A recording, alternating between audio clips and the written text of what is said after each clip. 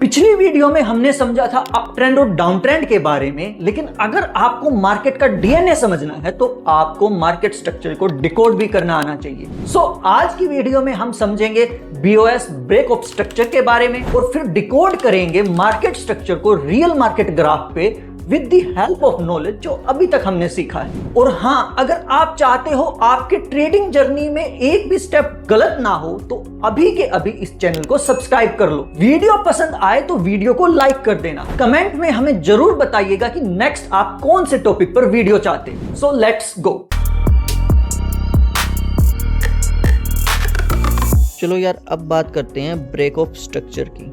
इसको हम short form में बीओएस भी बोलते हैं। और जैसे कि नाम से ही पता चल रहा है, ब्रेक करना स्ट्रक्चर को, यानी सिंपल है, ओल्ड जो पैटर्न जो चलता आ रहा है उसको ब्रेक करना एंड किसी न्यू पैटर्न में चेंज हो जाना। पोज करो, higher highs higher lows, higher highs higher lows, higher highs higher lows बन रहे हैं, लेकिन एकदम से लोअर लोज और लोअर हाइज बनने स्टार्ट हो जाएं और डाउन ट्रेंड में चला जाए। यहाँ तक अप ट्रेंड में गया, लेकिन यहाँ पे ब्रेक हुआ स्ट्रक्चर ब्रेक होने के बाद ये डाउन ट्रेंड में चला गया। यानी आप राइट जा रहे थे लेकिन आपने रिवर्स लेके आप लेफ्ट जाना स्टार्ट। एक तरीके से आपने राइट डायरेक्शन में आप जा रहे थे, लेफ्ट डायरेक्शन में आप जाने लगे, तो आपने राइट डायरेक्शन में जाते जाते एकदम से स्ट्रक्चर को ब्रेक कर दिया अपना और आप लेफ्ट जाना स्टार्ट हो गए। तो सेम मार्केट है, मार्केट ऊपर जा रही है, अप ट्रेंड में है, तो हो सकता है वो साइडवेज चली जाए या हो सकता है वो डाउन ट्रेंड में आ जाए। तो इसको हम बोलते हैं ब्रेक ऑफ स्ट्रक्चर।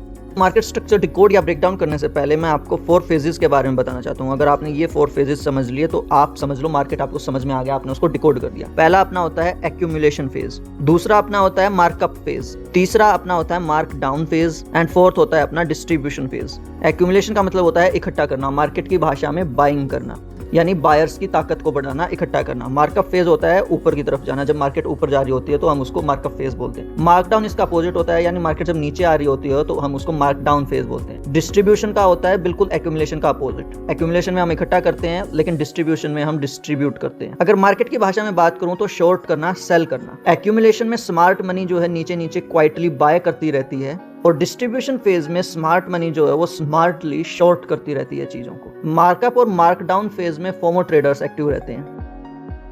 मान लो मार्केट 100 से चलती है, 100 और 200 के बीच वो काफी मंथ्स तक ऊपर नीचे होती रहती है, फिर एकदम से ब्रेकआउट करती है, ब्रेकआउट करने के बाद 400 तक जाती है, उसके बाद वो फिर 400 से 500 के फेज में रहती है, उसके बाद वो फिर ब्रेकआउट करती है, फिर ब्रेकआउट करके वो 700 तक जाती है, फिर वो जो है साइडवेज चलती है, देन वो 700 से सीधा नीचे 500 पे आती है, फिर साइडवेज चलती है, 500 पे आने के बाद वो फिर सीधा 300 पे आती है, फिर वो साइडवेज चलने स्टार्ट हो जाती है, फिर वो डाउन चली जाती है।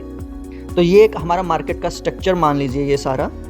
तो इसमें जब ये यहाँ पे साइड लाइन जा रही होती है स्टार्टिंग में मार्केट को ऊपर उठने से पहले, तो ये कभी रेजिस्टेंस फेस करती है, कभी सपोर्ट से वापस उठती है, फिर रेजिस्टेंस फेस करके अप डाउन इसका चलता रहता है। तो यहाँ पर स्मार्ट मनी जो है वो क्वाइटली बाय कर रही होती है, पावर बढ़ा रही होती है, ताकत बढ़ा रही होती है बायर्स की एक तरीके से।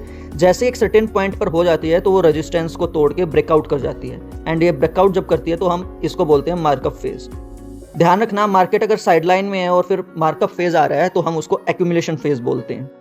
उसके बाद कुछ महीनों के लिए फिर वो साइडलाइन चली जाती है, साइडलाइन यहाँ पे जाती है तो वो रीएक्यूमुलेट हो रही होती है, इसको हम बोलते हैं रीएक्यूमुलेशन।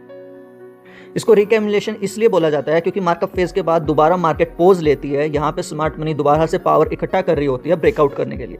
उसके बाद दोबारा मार्केट ऊपर उठती है, ये फिर से मार्कअप फेज कहलाता है। देन आप यहाँ पे देखोगे मार्केट फिर साइडवेज चली जाती है। साइडवेज जाने के बाद यहाँ पे लोग सोचते हैं कि दोबारा मार्केट ऊपर उठेगी, लेकिन ऐसा नहीं होता, वो जो है नीचे चली जाती है। तो जब ये नीचे जाती है तो इसको हम बोलते हैं mark down phase. And mark down से पहले जो भी साइडवेज होगी उसको हम बोलेंगे डिस्ट्रीब्यूशन फेज। एक्यूमुलेशन उस फेज को बोलते हैं जो मार्कअप से पहले होती है, एंड डिस्ट्रीब्यूशन उस फेज को बोलते हैं जो मार्क डाउन से पहले होती है। तो यहाँ पे जो स्मार्ट मनी है वो शॉर्ट कर रही होती है, सेल कर रही होती है चीज़ों को, और लोग सोचते हैं कि मार्केट रिकवरी करेगी और वापस ऊपर जाएगी, वो ऊपर जाएगी, लेकिन वो ऐसा नहीं होता, वो मार्केट डाउन जाती है।